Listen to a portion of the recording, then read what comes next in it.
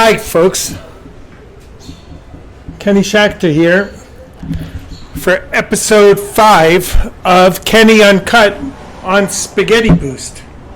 I'm in my garage with my Mazda Miata from 1994. Let me roll down the window, bear with me. So I'm going to discuss why cars are particularly of significance to me in my life and my art life. When I was a young kid, cars were really, played an important role in the formative years of my developing a sensibility. But what I love about cars, in particularly living with them, I used to have more than one in my office in an old converted garage in London, which I'll get into in a bit. But the reason why I had the nose of a car under my desk was that when you drive a car, you don't see it. And when you park it, you leave it. And for me, nothing's more fascinating about an automobile than the lines, the design. There's a certain period of time when cars were all created, designed, oftentimes built entirely by hand, by artisans with great love and passion and care. And now everything is absolutely homogenized due to regulations and the generic sense and cost efficiency of the industry. But that wasn't always the case. So first I'm going to discuss why cars are so important to me. And then secondly, I'm going to give an old school slide presentation of artists that not only have also been particularly interested in the history of cars and personally, but also they went on to actually create cars and create sculpture that were cars. Hey baby, you can't drive my car. Cars were my gateway drug to art. That's how I honed and developed my personal sense of aesthetics. And I can't play baseball, basketball, football. I don't like games. I don't play board games. I get bored. I don't like games. But I loved small sports cars from the 70s. I think that you cement your sense of your personality is basically done and dusted in my pop psychology way of thinking by the ages of between 5 and let's say 12. And for me, looking at these early car magazines when I had no interest, no hobbies, no friends, not much of a social life. I was born in the suburbs of New York, about 17 miles from the city. It could have been 17 million miles from New York City because it was so suburban. And I had a few issues growing up. I had a mother passed away before I was 13. My father was very unsupportive, and I just sat in my room and cut out car magazines and National Geographics, which was obviously a gift from someone. It wasn't really a particular vein of interest in my formative years, but I just loved the way cars looked and what they represented. It's crazy how cars were a metaphor. They symbolized this mobility, freedom, hitting the road, independence, a rite of passage, getting away from your family mainly. In my case, I lied to my parents and told them I was legal to drive when I had my learner's permit at the age of 15, 16, and then stole the station wagon at night and drove to Studio 54 when I was wearing jeans and clogs and going clubbing. That's how old I am. Next up, in part 2, you're going to see art. I mean, I love Italian futurism and Severini and Bocchini. Excuse my Long Island accent. Art that depicted motion, speed, this idea of progress, even as oftentimes that's a bad route to take. But anyway, it's been like a constant kind of obsession of humans over the course of time, from time immemorial, of getting in a vehicle, a plane, having the freedom to move, and to extricate yourself. I'm recording my screen, and we're going to do an old school lecture. I hope you don't mind. Humor me. Play. There we go. We can talk about cars. I've already mentioned what an influence in my career cars have been in terms of just developing my sense of aesthetics, having never been exposed to a single work of art, basically until forever. I was in college. So cars were my gateway drug, as I mentioned, to art. And now we're going to talk about artists that not only were inspired by cars, but made cars in one sense or another. We're going to start with Sonia Delauney. Excuse my bad pronunciation of a French name. A Citroën B12 from 1925. She designed, for her, she made art, she made weavings as art, she made paintings, and she made a few cars that are absolutely incredibly cool, including her outfit. More people should dress to match their vehicles, like this incredible car with this geometric abstraction, which is just basically a rolling sculpture, and I just think it's extraordinary. This is another version, also an early 20s or 30s car, and she never stopped. I always have a very democratic, non-hierarchical sense of art. So I don't differentiate between a bronze sculpture, marble, painting, prints. I have posters I'm looking at, invitations from exhibitions, framed and hung as art, and anything done with love and passion and artistry, as far as I'm concerned, whether it's giving a haircut or sauntering down the street, could be an art form. And here you have proof in the pudding. Yet again, 60s, Matra, I believe that is.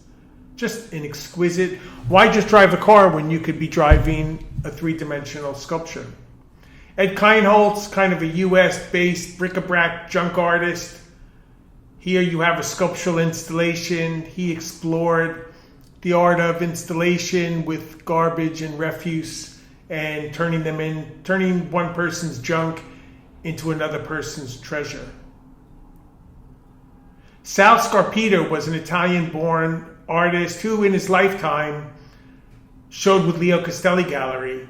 He made extraordinary pieces with bandages and wrapped canvases like Alberto Burri. It reminds me of sort of a precursor to Arte Povera, of using found and inexpensive, accessible materials.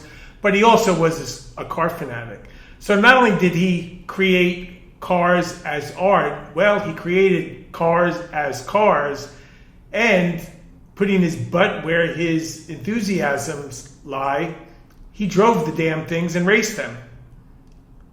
Here you have a kind of hybrid of all of his passions congealing together into a two-dimensional work. And there you have his cars, sponsored by Leo Castelli and his galleries, Gallery Nicolai in Parma, and his race car, exhibited as a work of art. I just love the blurring of distinctions that the art world are so fond of sticking to and adhering to with unflinching conservatism. Gustav Metzger, I don't know a ginormous amount about his work. He was, I'll tell you one thing, he was a super early environmentalist against mass consumerism, and he was very destructive. These were these creative acts of literally titled something in the nature of like creative destruction. Here you see him bashing up a car as performance and exhibiting the relics. And I just think there's something fantastic. As much as we put things on a pedestal, admire them, consume them, but there's also something to be said for destroying them, and all in the act of art, which is even better. And he was a vegetarian early on, before it became fashion. Just someone who was an early activist, protagonist, person who had integrity and values and morals, and directed his art career at espousing them, which is quite wonderful. Gerald Lang was the UK's answer to pop art. Again, an avid car fanatic who customized a car when he lived in Los Angeles. He was really drawn to the great and deep culture of car customization and modification.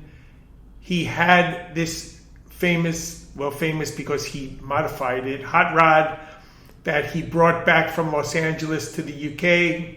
A lot of his early works were destroyed in a fire. In this case, this was a 60s painting that he recreated later in life. Judy Chicago, it's not just a man's game by any stretch of the imagination. In fact, the earliest car sculpture I brought up was Sonia Delauney, an unsung artist who will get her heralded day in the limelight in due course. It always happens, or it doesn't always happen enough, but it happens. And Judy Chicago is a perfect example of an artist who's been at the forefront of pioneering feminism for literally decades, half a century, and now she's getting her due. Better late than never. But these are a series of car hood paintings she made well before Richard Prince. Vito Acconci, one of my idols, not exclusively because he made art in an effort to dematerialize and create art that couldn't be absorbed by the marketplace, in his very antagonistic mindset in relationship to the established gallery world and art world, but he masturbated under the floor in an infamous piece called Seedbed at Ileana Sonnabend's gallery, who was a fervent supporter of Acconci throughout her lifetime at Sonnabend in 1972.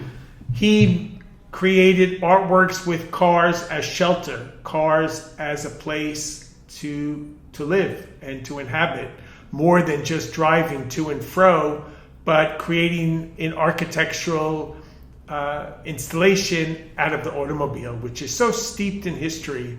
I just hope that, the notion of the car as a liberating factor of mobility and freedom and independence and extricating yourself from the family and childhood and just picking your stuff up and leaving wherever it is that you're departing.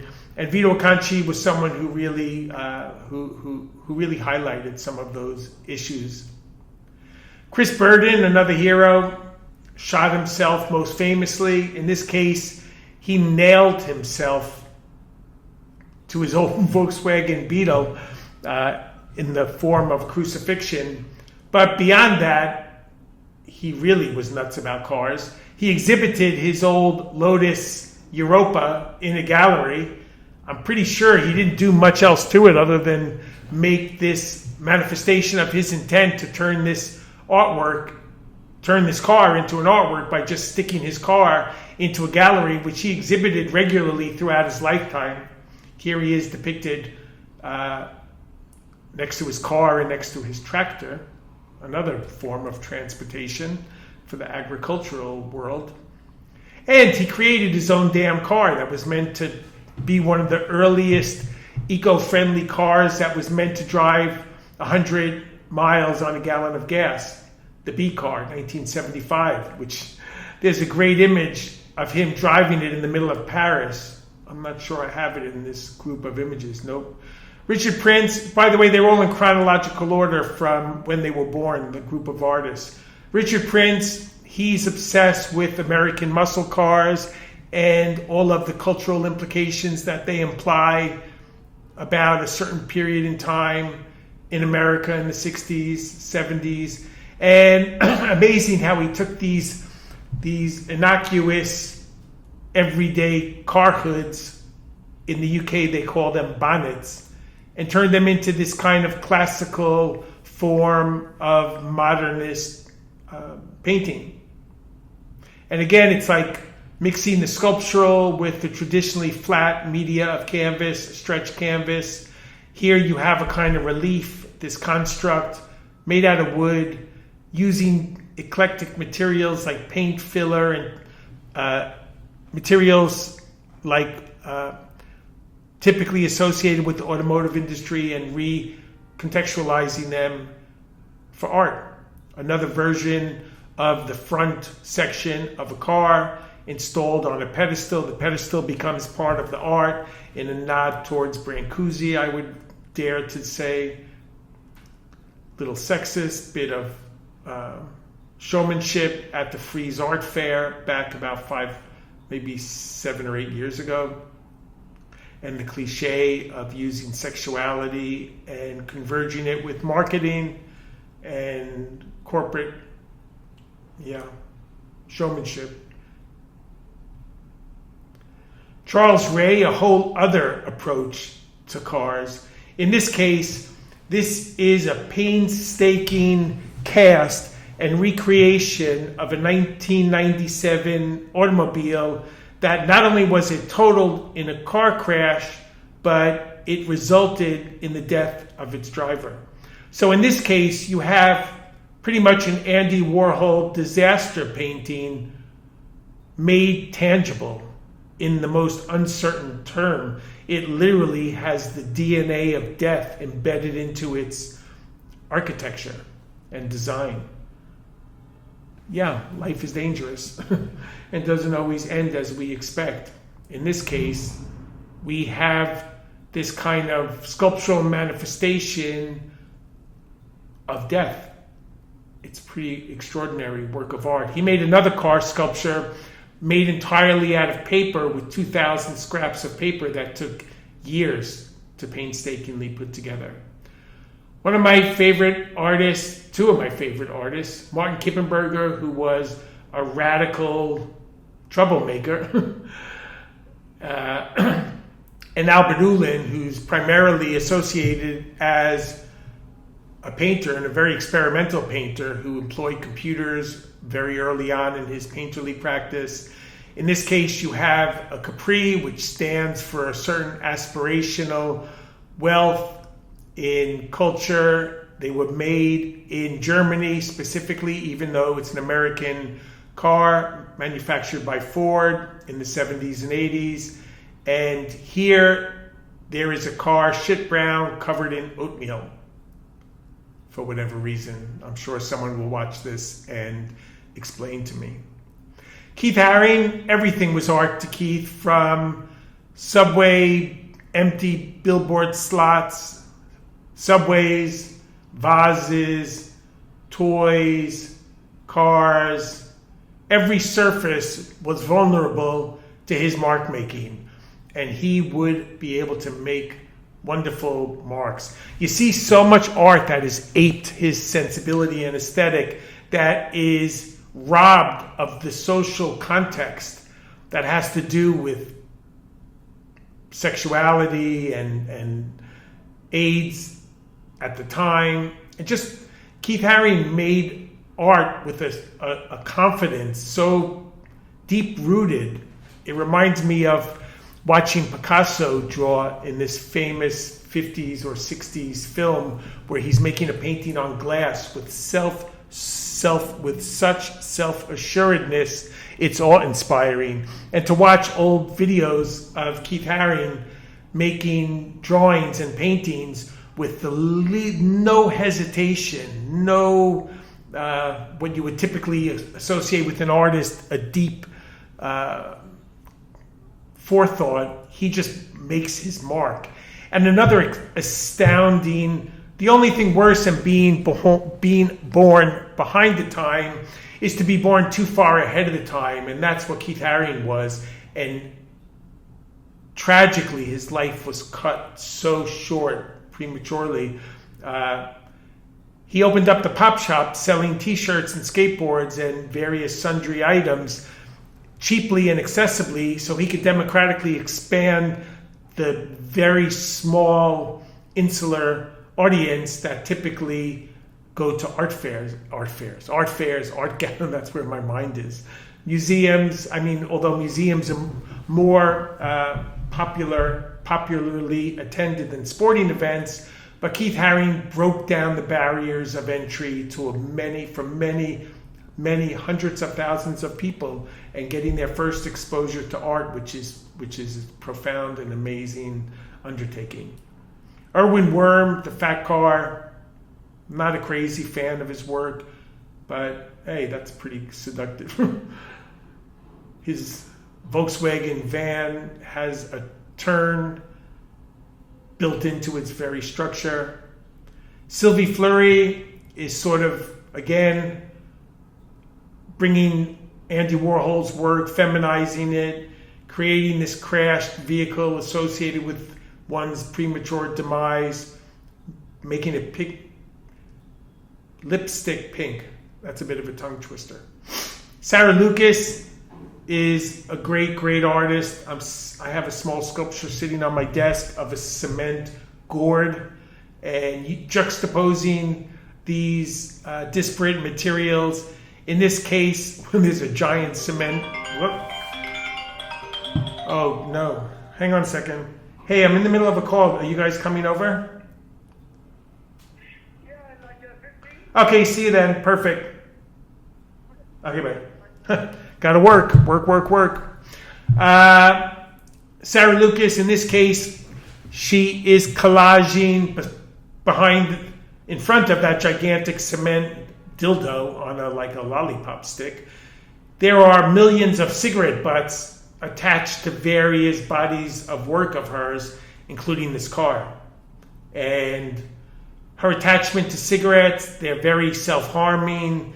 People are willfully, of their own volition, attributing to their death, getting cancer. And in this case, you have two things that could lead to an unfortunate ending.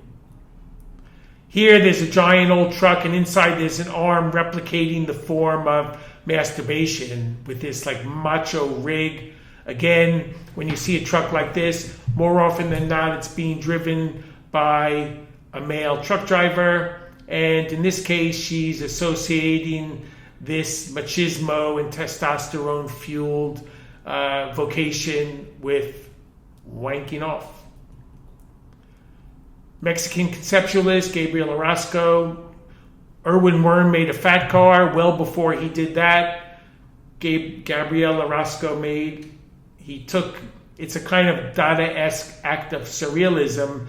It's almost like a Magritte painting without the sky and the darkness, but he's cut a citron in half, taken out some of the innards, shaved it down, and reattached it to make this highly unusual and distinct sculptural form. It'd be great if you could tool around town in it. Easy to get between lanes of traffic. BMW is a corporation that early on had the forethought to use art to promote their company. And that's as pretty simple as that. You see Frank Stella, the bottom left hand, I'm not sure what, Barbara Kruger, these great acts of statements, of proclamations of protest. It says, protect me from what I want, and the unattainable is invariably attractive. Roy Lichtenstein, Robert Rauschenberg, A.R. Penck, David Hockney, pretty cool stuff. Andy Warhol famously, he takes this giant act of commercial manufacturing, and then it's one of the few things that he creates a brush-made abstraction on. There's Esther Malangu, who's an incredible South African painter who's coming into her own, way long overdue. There you see, for me, two poles of this entire project. On the left, you see the shittiest art car by BMW, by Jeff Koons, which, as far as I'm concerned, if you see the whole car, is pretty much a complete Roy Lichtenstein knockoff. And then you have Julie Meritu's painting onto a race car, and that just looks like it's speed in motion, standing still. I just think it's like Italian futurism. It's bringing this vehicle, even when it's static, and transforming it in the most extraordinary possible manner into something beyond a race car. And it's just absolutely extraordinary to look at. Like I said, cars were the first thing that drew me in. I never liked racing. I'm terrible at sports. I don't like sports. But I love cars, mainly small, beautiful, handmade vehicles. That I consider to be an art form in and of themselves. I had the great fortune of befriending and becoming a very close ally, an associate practically, of Zaha Hadid. Again, a life cut short prematurely. She was 65. I spent an enormous amount of time with Zaha. We traveled all over the world to at least a dozen countries, from London to places as far and wide as Korea, Azerbaijan, New York. I became a kind of gatekeeper for her because people knew about the nature of our relationship. We had lunch every weekend for years. She scared me, she intimidated me, she inspired me, she awed me. And they say typically a woman will have to work twice as hard as her male counterpart to get to the same space, to get to the same level of attainment, of commercial success. Well, I saw Zaha work herself to death. She had to work 10 times as hard as a male, similarly situated architect. And God, did I cry when I found out about her death. It destroyed me. We did 2 cars and a boat together. The one on the bottom was on a flatbed truck being paraded through London. We built 2 1-to-1 scale models. They all reside, one in the Philadelphia Museum, the bottom vehicle. The second one is in Michigan State University in the museum that Zaha designed. And another iteration of the second car we did is with an art collector, Larry Warsh. And the 3-wheel car was meant to drive in an upright configuration, hydrogen fueled. And on a highway, the car would actually recline to have a better center of gravity and be more aerodynamic. The top is a boat that she designed for me, that I commissioned, but it was never made. And below is a boat that she did make. I actually made a few art cars myself. In this one, I covered the car in text. I love to write. I love text. I love artists that deploy text, from Braque and Picasso and Barbara Kruger and Bruce Nauman, besides obvious choices like Ed Ruscha. In this case, there's a Trump hat that says, what does it say? Make America crazy some more. I break for old people instead of I break for animals or babies. Old people don't get enough respect. Baby driving, which would be me, because as much as I love cars, I'm pretty much the world's worst driver, I could say with great assuredness and confidence. I actually curated a car show at Basel in Switzerland, in the design portion of the official Basel Art Fair, called Manual. And less and less people are even familiar with how to drive a manual. And this is the actual, I implemented this. I rented a Mini in Los Angeles. I had an exhibition in 2019, and I made this car, drove around a bit in it, did another car filled with graphics that I drove around in Miami back in 2018 in December. This was my office, which was designed by the son of Richard Rogers, Abe Rogers, who's a great designer in his own right. He's done some architecture as well. And the idea was to put a car behind a glass vitrine.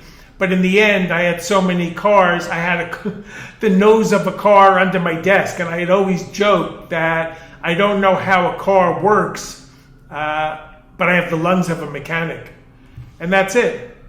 I love cars to this day. They frustrate me. People think the art market is dangerous and corrupt and filled with nefarious, bad actors that are unethical and immoral. Well, the only thing worse than crypto is the car world. There are some ruthless characters, and I've suffered at their hands, but nothing will dampen my enthusiasm. In the same way I love art through the good times and the bad times, zoom, I love cars too, and I can't stop. And that will be it, folks. That's all for now. See you next episode.